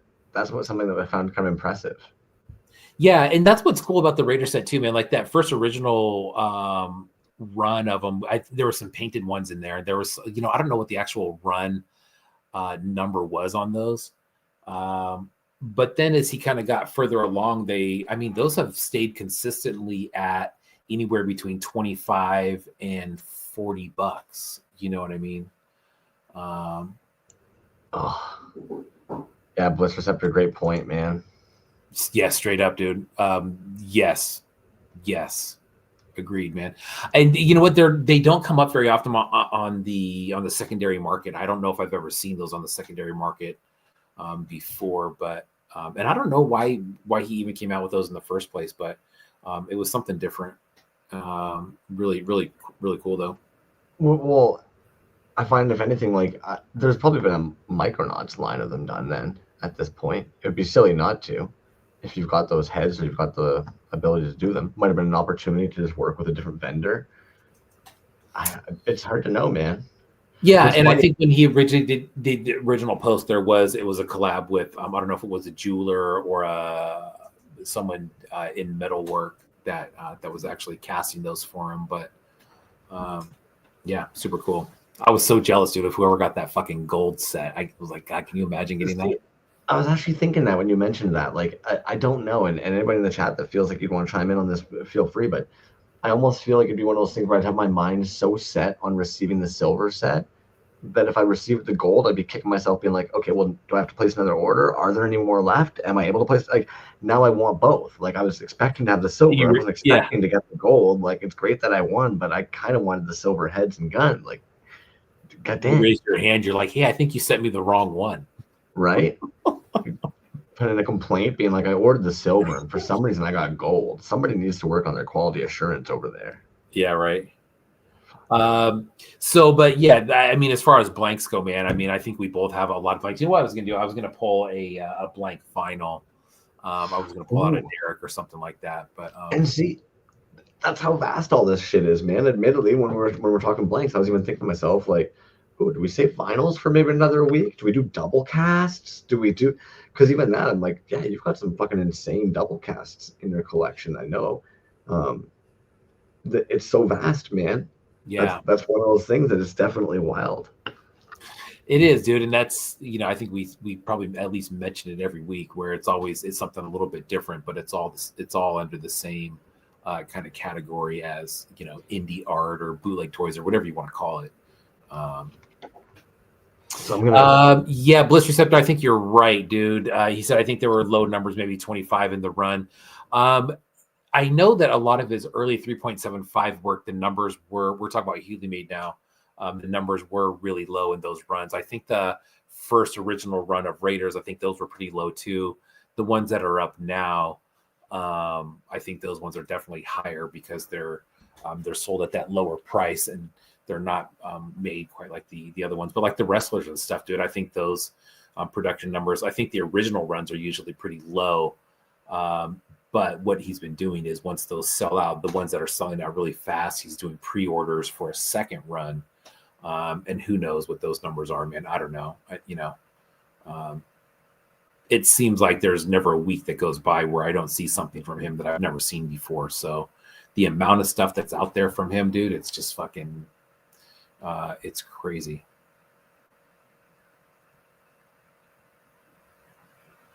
And that's it. I'm down a rabbit hole now. Sorry, because I was sitting over here being like, when was the last time Healy dropped? I can't even think of the name of the other two figures right now. Sorry, guys. The female Bosk assassin and the other one is he's got like that droidy looking dude. But we're looking all the way back December 10th, 2023 before I see an assassin. Yeah, the assassin, and then the other one is blah, blah, blah, blah, blah. I'm looking at it right now. But even that one, like 1, 2, 3, 4, 5, 6, 7, 8, 9, 10. The one that we're not coming up with the name right now. He's got 10. There's 10 versions of that one already. Oh shit! I think it's Trooper is what I'm seeing. Trooper, here. Absolutely, you're right. But okay, I didn't realize that they had made that many. There hasn't been one in a little while. But same with the assassin, both of those. But I mean, shit, dude, he's got so much else going on. Like the SWWF, those things. I mean, that is so money right now, whether it's in vinyl or in resin. I mean, I would venture to say that he's probably sold out every time he's put something out on something like that. Those figures are brilliant, man. And that's kind of like. I say this probably every goddamn week, but it resonates in my head. I can't seem to wrap my head around it all the time that like these just exist. So even in line with that, with my blank, and that these just exist. So if we're gonna go with a blank, and I know his teeth are painted, suck a dick, but fucking. Is that Lab 9? It's Lab 9, and like at Lab 9 even pointed out, man, like this skeleton is theirs. This is all original sculpt of theirs. And what I find so sick about that is, again, like, we see dudes nowadays booting those fucking old Mexican 5-point skeletons all the time, and it's like, yeah, LM9, dude, like your skeletons now is in the realm of like it is now a toy skeleton that is existing on the market, and same as the alien head is all original sculpt as well, and that's one of those things where for me I'm just like, so anybody who loves Alien, like this is just like now like another variant, all brand new sculpt that it's hard for me all the time not to just be like, God dang it, dudes! Like you guys are making real things that'll linger on here. Like they exist now forever. Yeah. That's a dope one, man. I have not seen that one. I've seen the skeleton body before. And I think maybe the alien head, but that's a clean one, man. That black and white. The alien head they did for, I believe it was a Clutter show, and I think they were mentioning it. They did the Alien and the Chipmunks, and ended up actually being the alien head, Alvin, Alf, and Yes. the ET, and they had done them all to fit on like the Alvin and the Chipmunk bodies. But like the fact that they do all original sculpt on their pieces is sick to me, man. And they're I don't think they necessarily they're too humble. That's what I'm going to say about it. They're too humble about the way that they work and the results that they get. Yeah. The overpour piece that I grabbed it because I know for sure it's an overpour, and it's from Lab 9, because we talked about it. Fuck! I almost grabbed the same one. Almost, man. Yeah, and this one, I mean, it's I did show it a few weeks ago, but this is the Mozart bust, which is super sick, dude. And originally he had posted this, and it's the I think that some of the stuff that he used to overpour was the Robot Resurrection piece from last year, that I bought, or earlier this year. It was the Sentinel piece that had kind of like this pink and purple on it, but this has some really cool UV on it too. But I mean, goddamn, dude, like that is so sick. They had a couple of those at their fucking at their table, and it was so like, so that's one of those things that was also so difficult, man. Like one, you're looking at L9's table and you're like, I would like to take all of this home with me, obviously. But he had a couple of those on there, and what I don't know why, you'd think after all these years it wouldn't fucking matter, but a couple of them had like still like the vents and sprues, and for some reason that almost just made me want them more. This idea that they haven't been cleaned up, you're sitting there being like, oh fuck yeah, you get to see exactly where they vented this thing, and just like it almost adds to it. But that's one of those ones that like it starts off as kind of being an overpour that just love it, man. It turns out so fucking good. I don't know if it has to do with the actual like model they used for the mold, if it's the quality of the mold or what, but like, and your placement on yours, that hot with the fucking cool grays underneath. Yeah, super cool, dude. And I've seen another one that he did where it's got like a black stripe going across the eyes. It almost looks like a blindfold. That one is so sick. But again, it's with the the randomness of the overpour. I'm looking across the room right now, dude. I see Ordinary Toys used to give out these hands with the orders, and those ones have nice, very separated pour lines on them. Overpour lines, which is also a really cool look. But see, and then what was tough is I was actually looking at my 8-bit mic pieces, because they're somebody that I feel like would easily get lumped into the overpour category. But if anything, is like they're meticulous if you think about it. When they came on, they let us know like they're usually using the resin that takes 24 hours to cure, or I think it was an overnight resin. So they are pouring those layers, and then they kind of have to just walk away from that piece until that cures. So it's like, holy fuck, when you look at some of those pieces and you see the amount of layers that have been poured into that thing, you're like, oh my, that's a week, that's a month. Yeah, and I think he even talked about that when he was on the show, right? About how long it takes, where that's exactly what he said. What you just said is you basically pour it and then walk away and wait for however long it takes. But I saw, I think we mentioned at the beginning of the show, dude, Zimico, the box that he opened up, I think they did a trade. And he got some slabs, dude. It was like 14 pounds worth of slabs or something like that, something crazy, but they were super sick, dude. I love how the lines are super defined in the makeup of some of those. So yeah. 8-bit Mike, that's definitely a recognizable style, I'd say. God, dude, I'm looking across the room at some of them right now, and some of them, they're just so. When you think about it that way, man, and you think about like how many times you had to pour it and walk away, and then you start adding it up, you're like, shit, dude, that's a lot of work right there, a lot of time at least, you know.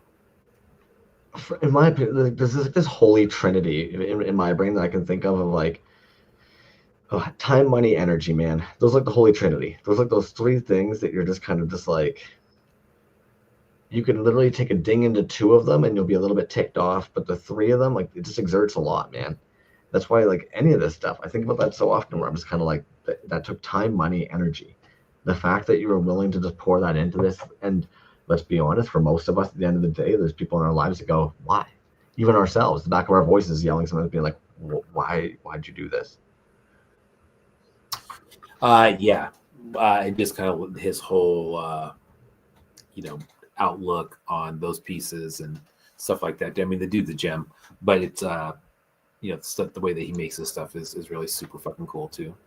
I think the most legendary thing 8-Bit Mike has ever done is when they sent you that insane box of all the fucking giveaway pieces. They kept mentioning that we had to drop it on that particular day that was going to be the day they were coming on. We couldn't figure out like why. It turns out it's their freaking birthday. That's what they wanted for their birthday. So many.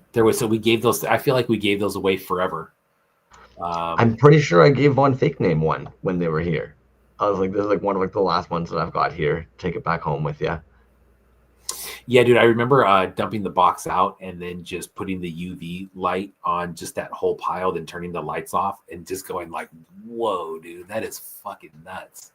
It was seriously like a pile of just glow. It was badass. But I mean, the thing is, he bagged everyone. He made individual header I was cards. gonna say header cards too, man. Yeah. Vast variety of, some of them including a weird their rendering of like a screenshot of Toys Alive and stuff like that, where you're just kind of like, holy shit, man. Again, time, money, energy. Classics. Did you have an overpour piece? I did, and honestly, like as we're talking about all these ones, I went lame with mine. I kind of copped out actually. It's one of like the first probably like packages I got. I got an overpour from Toxic Fumes Toys. Again, Nice. I wanted to make sure to keep it Canadian. Yeah. But I think this is actually a prime example where, like, even though it was an overpour, this artist kind of knew the mold. Like, they did definitely, like, you can almost tell they had it sitting on like a 45-degree angle to catch any bubbles that might form in the eyebrows or nose. And that's where they poured like their silver at one point they had left over in a cup. And then they sat it upright normal and poured some clear in there. And that ended up sitting behind, as I'm talking, I'm fucking covering everything. Went in behind the silver part of the head. And then, of course, capping it off with some translucent blue. So, like, that's the part that I just find is kind of sick with the overpours, man. As much of a lot of the artists are sitting there almost just kind of being like, yeah, just overpour. Like, well, no big deal. I'll just give it away for free. And meanwhile, like, dudes like us are sitting there eyeing it up, being like, oh, fuck yeah, that's so sick how they did the. And especially, I find LM9 is great for it. This, I think, is a good example of it, in my opinion. But where, again, you can almost tell that the artist had it sitting in certain ways for certain pours in order to actually ensure to catch any bubbles and stuff like that. Yeah. The other thing is too, man, like you look at, like, I think an easy one to grab when you're talking about overpours, but then you start looking at it and you're like, well, I don't know if that's an overpour because I really think that's just his style, dude. It's Trash Joy, right? Like that's his style. You know what I mean? Where everything looks like an overpour, right, but it's so good. You're like, I don't know. Is it like check this out.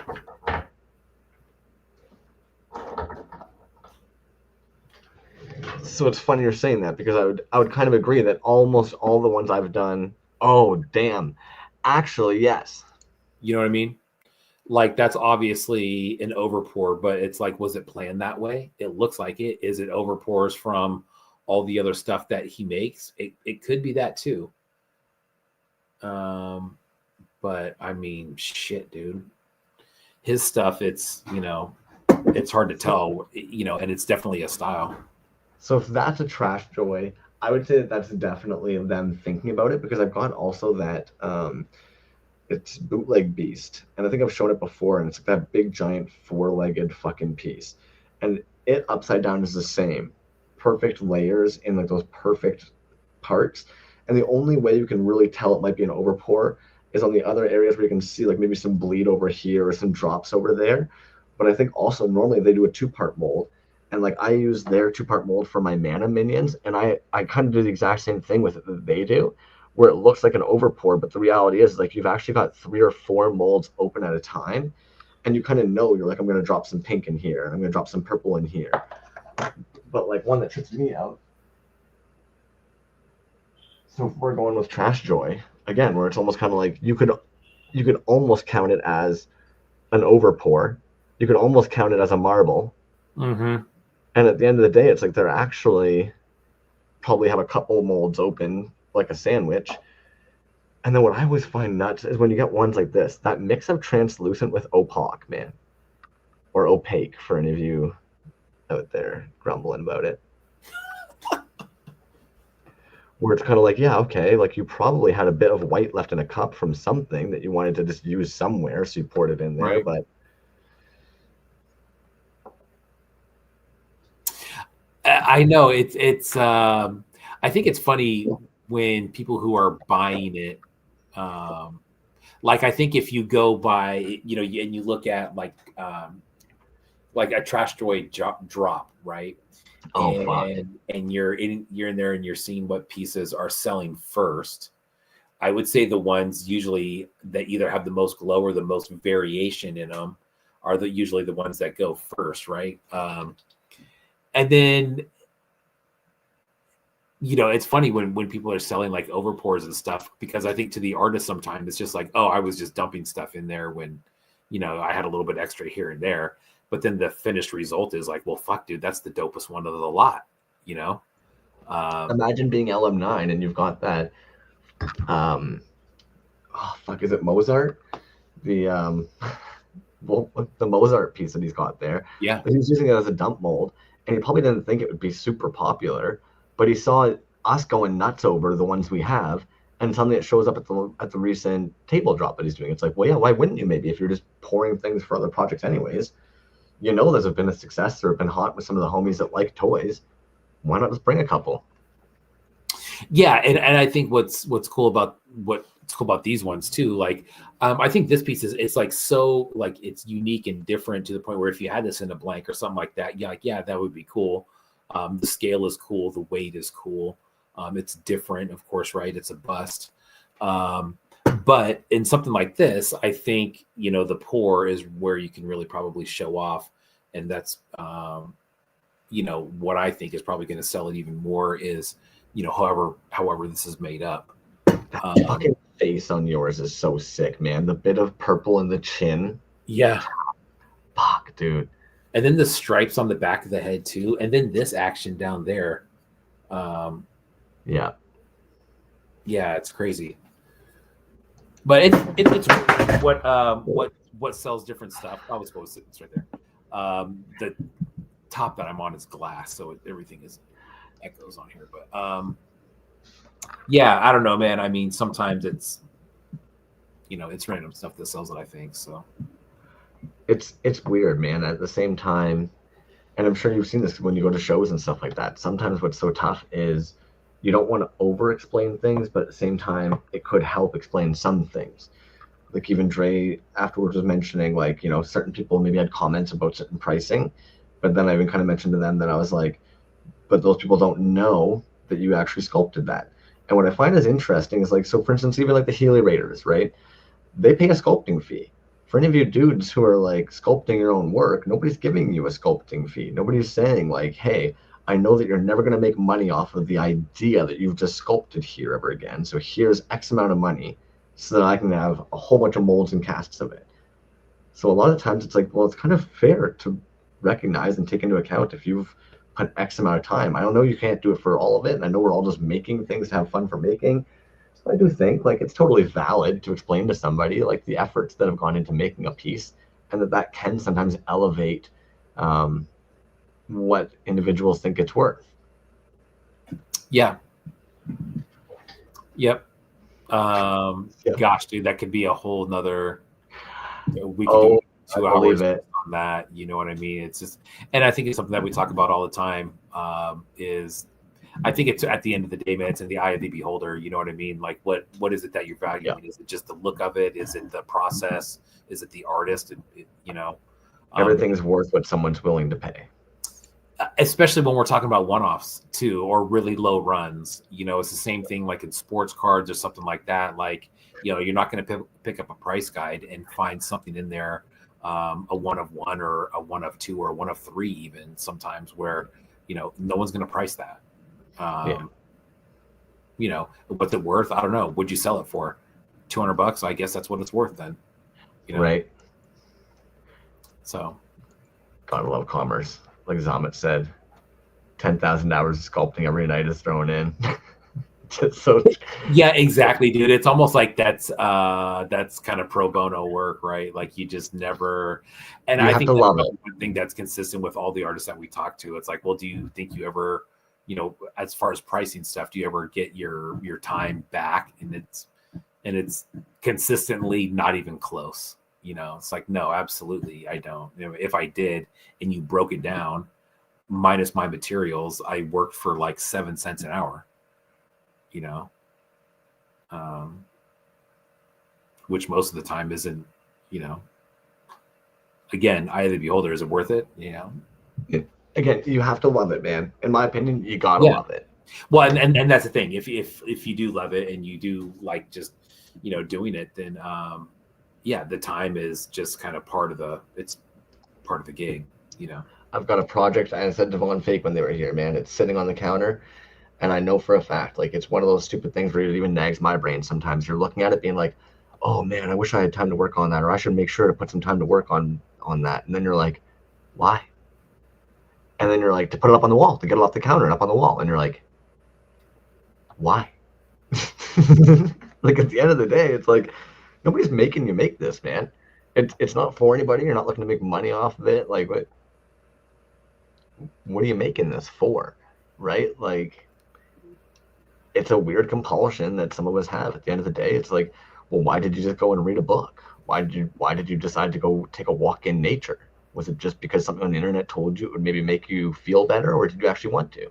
Why did you spend an hour playing some guitar tonight? Like, do you feel like you're gonna actually go fucking? It's like, we gotta like this shit, man. We're human beings on planet Earth for X amount of time being here. We gotta kind of enjoy the time that we're here somehow. And there's all these neat things that exist to take our interest and create things. And yeah, I'm gonna pull up some tabs for a moment and then let these yahoos get out of here. I think we were both hoping to actually kind of make this one a little bit of a shorter one this evening, but of course, talking toys, we ever make it shorter. I've noticed that Electric Toys is actually back in on the scene, and for the winter season, they've actually got this Snow Rot 2.0 new sculpt they're casting in resin. I know a lot of folks are typically familiar with them actually doing vinyl sculpts, which, yeah, like the library of work, man. These fucking fun gustings are like impossible to get your hands on. They really are, man. That other one that they had, the Sear, right? Yeah. This is what they've created is in their time in vinyl, man. That's a dope one right there, dude. That Sear on the bottom right, Plastic Jesus has one of those that is super sick. Their collection is wild. Yeah. Speaking of Zimico, right? And actually, do you remember some of the instead of just talking about them, some of the OG that Walrus dude that were done up were just fucking gorgeous. Like, such a good sculpt. Yeah, those were super cool, man. And a lot of those that were painted up by people sold like right away. Tuscarian, I believe that was the name of it or something like that. Such good. Mm-hmm. Picked such good artists for it. Like, yeah, of course, pick Ophelia Toy. Anyways, fucking Double Casket's gonna be doing a drop on Monday, December 30th. Nice. And I know that the numbers are, some of the runs are small on those, but Double Casket, dude, they've been selling out on pretty much anything that they do. I know that last big drop that they had, that's fucking awesome right there. Hell yeah. But that last multiple drop that they had, I think that everything sold out. Yeah, they have quite the they're one of those artists that has like a cult following, so to speak. Yeah. A lot of folks like to have the full set. Lazy Robot, another artist working on vinyl right now, under 1,000. But Space Tank Robot. That's cool. First booby toy, here at some different angles set.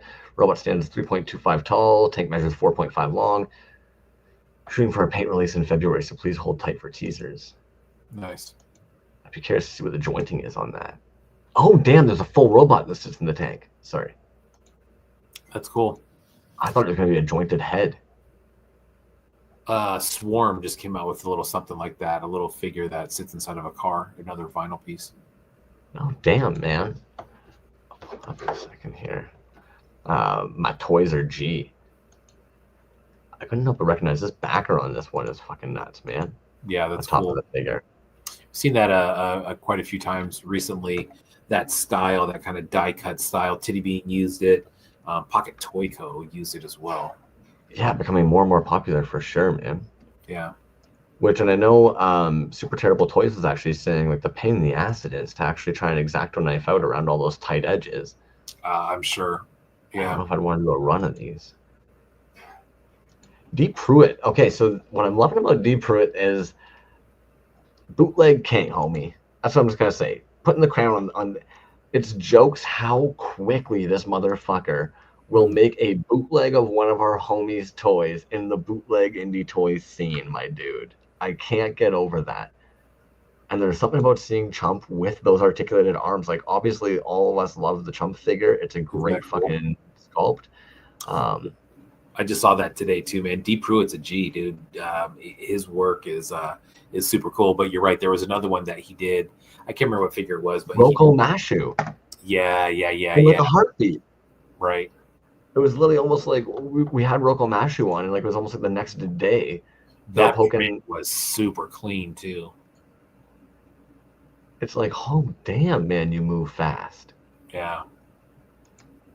And the porpoise fucking one to this day, I think, is still one of like the most fucking comical ones I've seen them do. Where, again, it was just kind of out of nowhere.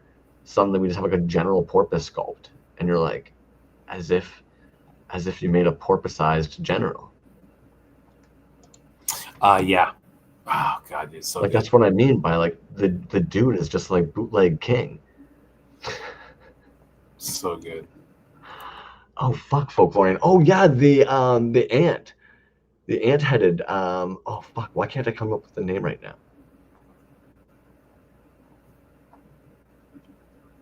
Do you antagonist? There it is. The antagonist. It's like Pruitt is just fucking quick, man. Yeah. Oh. Killer Napkins, in regards to the die cutting, is saying that they tried with a laser cutter, hard to line up with the back image. Yeah. Which Scott Cherry is agreeing with. It seems that lingo makes sense to the fellow artistic individuals in the crew. Killer Napkins and Barbarian Rage. What is up, gentlemen? Happy holidays. Nema Studios. Now, I'm not sure if they're typically dropping... they're a hard one. I don't know if they're dropping commercial toys. But I'm not going to lie. I just saw this set today and I ended up putting it on the save for tabs because I just thought it looked fucking fun as fuck. Sorry, man. You're like, yeah? Okay. No, that was a cool one. Now, for Mima. Is it Mima? I'm getting the name all fucked up. But Akashika Records, man. Yeah. This piece is going to be fun as hell. Yeah. Is that a Saruga Mark piece? You know, they're a tough one. I don't know if they had actually ended up doing this one themselves or if this is actually going to be a Saruga sculpt. Yeah, it looks like his style, right? Like, there goes that Barbarian Rage, man. That thing was super sick, too. The Barbarian Rage. This one? Yeah. Yeah, this sculpt is fucking stupid, man. Yeah.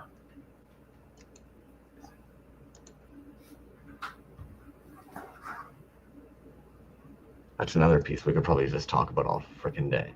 Yeah, serious. And what's fun is like it still falls in line with the style that they typically end up having on their pieces, man. But yeah, Akashi's got those coming up soon. Empire of Grotesque, 242 figures, man. Check the paint apps on these little bad boys. Link in bio. But from cast, mold, sculpt, paint. Nice. How many did you say? 242? Oh, wow. Yeah, 242 followers.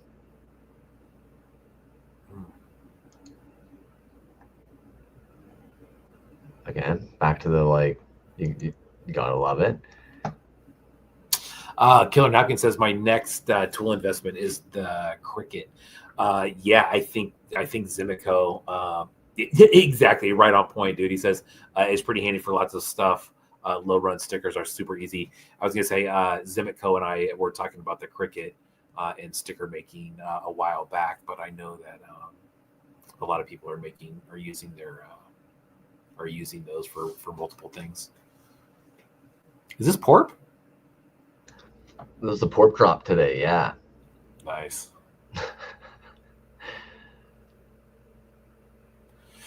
His sculpt work, dude, that's another I mean, he just doesn't stop with the sculpt work. You know what I mean? They've gotten heavy into the wax work lately, and I'm excited to see that transformative process. But even this here, man, like been meaning to post this for a bit, but this is the incomplete pile of miscasts I sent off to Cool Cat Toy Co. a few weeks ago. It's like, these were your miscasts, bro. Isn't that crazy? I was looking at that too. I was like, can you imagine opening that up and seeing those are miscasts? You're just like, holy shit. Like, okay there, poor. Oh man, god dang it, dude. He's got such a like intense brain for the processing of what they're doing, man. The steps and stages that they end up putting into their work is just absolutely bewildering to my brain. Because he converts everything over to the Glyos articulation style as well. So that just... Oh, I didn't know there was a Cricket. I didn't know that there was a subscription. If anybody's curious about this Cricket, take a look at the comments right now. Killer Napkins, Zimico, and Barbarian Rage. Yeah.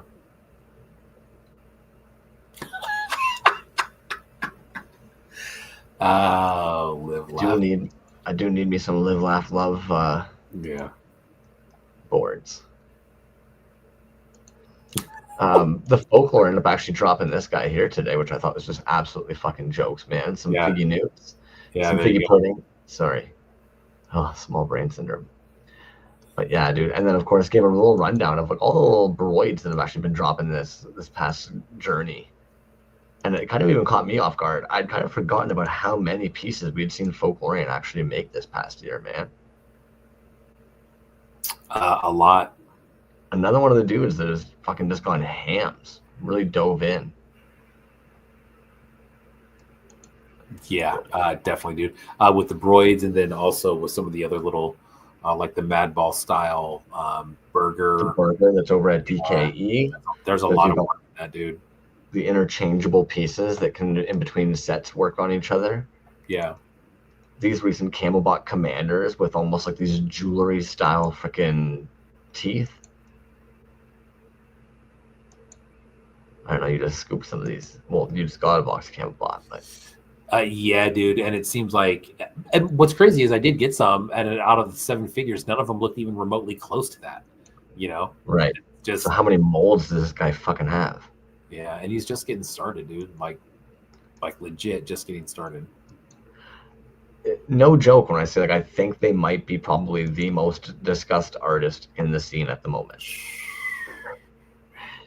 It's like we're all a little enamored by them. Yeah. Tom and Ashenback has actually just filled up the store with a couple of their sculpts and casts. Pope Toys, what's up? Guys.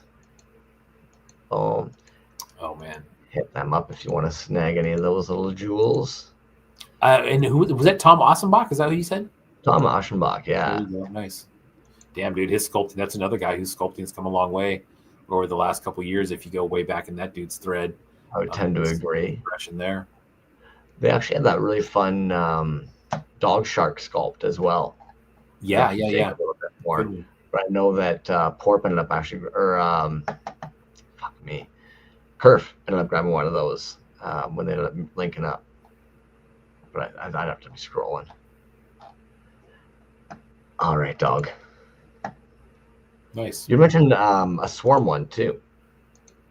Yeah, Swarm. He had been working on a vinyl piece, and I think it's a car, and then he's got different figures to kind of plug in there, which is cool. There's a Korean artist I was looking at earlier this week who's doing a bunch of cars and like Halloween witches and stuff too. I didn't know that we were on a car kick, but vehicles are in. Yeah, and then you see the little slot right there for the different figures that you can drop in there. But absolutely, see, and that's what I was kind of expecting in that last one that we were looking at, was it to be a joint, and that the jointed negative would end up actually working for a variety of different head styles. And there you go. Okay, they went full body on it as well. Dude, Pope Toys with the comment of the night, just hiding in the bathroom during family Christmas karaoke. Wish I could stay for the whole show. Oh, man, that is funny. Could you imagine family karaoke? Yeah, not my thing, dude. I feel bad for Von Fake Name, man. Again, I feel like a lot of these dudes, they don't realize that when they see Crummy be on here or something like that, and I'm like happy and excited and all fun, just like, I'm in the safety of my home. There are no humans around me. I'm chilling with a cup of coffee here, talking to the boys. The moment that I've been out of the house for like X amount of hours around outside forces, I don't mean to, but yeah, I just slowly become very quiet and miserable. Miserable. Well, I was just looking at the calendar. We do not have a guest scheduled for next week, so we may change that. It would be cool to kick off the show with a killer guest next week. So we'll see what's happening. The week after that, though, we do have Hijack 85, which is going to be great, and then we have the One Up show after that, which brings us to the middle of January, and then we'll see what's happening after that. Not to put anybody on the spot, but of course, if you guys are watching right now and you're sitting there being like, hot damn, I've got a neat little release I want to do. I'm a collector who's got this big old fucking stack of dope ass pieces I've got to show off. Anybody who would like to potentially hop into the show, just reach out into the DMs and we'll slide you on in, and that way we can have a fun time. Have a fun time. That is correct. Well, I guess I will see you next year, huh? I've been waiting to drop that one all night. Hey, yo. I kind of forgot working. I haven't worked retail in a while. This next little bit, that's all I'm going to hear all fucking week. See you next year. I guess I'll catch you in the new year. I guess I'll see you in the new year. Just some little shit. I hope this lasts me till the new year. Shut the fuck up. Oh, man. Yeah. I feel you'll get this, but this is to anybody out there who might go into like a dispo or anything like that. I have this human being, right? I'm not going to talk about this shit very often, but this is the issue. Is when somebody looks at me and they're like, I need somebody to be super high in THC, and I've got $20 to spend. And then you're like, you're already racking your brain being like, what the fuck do I have for $20? You're thinking to yourself, well, shit, you don't want to get that high, I guess. And why are we using THC as a metric? And then you have them be like, oh, but I do have a lot of work to do today, if that matters. And I couldn't help myself. I looked at them and I was like, it really doesn't. Not to be a dick, but all due respect, if you go home and you get way too stoned and you decide not to do any of the work that you have at home, that's not really on me. Well, I'm sure it's got to get to the point, dude, where like when people come in and they're saying they want to stay up all night, you're like, this is weed, right? What's funny is dispensary for weed. As somebody who, like, I love cannabis, man. So as somebody who loves cannabis, you go online and you look up one of the main side effects of like THC, and it's gonna let you know sleepy. So like the other minor cannabinoids, like, and that, like, even that I try to explain to people all the time, like CBG, CBN, CBC, fucking THCV, all that other shit, like it is in weed. All those terpene profiles. Even right now, you look at a bag of weed, it says like beta caryophyllene. You look online, you're like, beta caryophyllene, what's it good for? And it'll be like anti-inflammatory and all these other things, right? Piney, and it'll be like headaches and migraines and inflammations. You're like, neat, terpenes. Like people have been making tea out of this shit for years, and like all these other minor cannabinoids. I even explained it to the boys the other day when I was talking to them. I'm like, some people, they look at it, they just want that high THC, they forget that this thing needs to survive. It's a plant that needs to actually live in and compete with nature, on top of the fact that like it doesn't really care about just having high THC in order to do all that. And it'd be about as good as meeting a dude who's just got a big dick and big balls. And it's kind of like, yeah, that's sick. But like, he doesn't listen to me and he just shits and pukes himself all the time.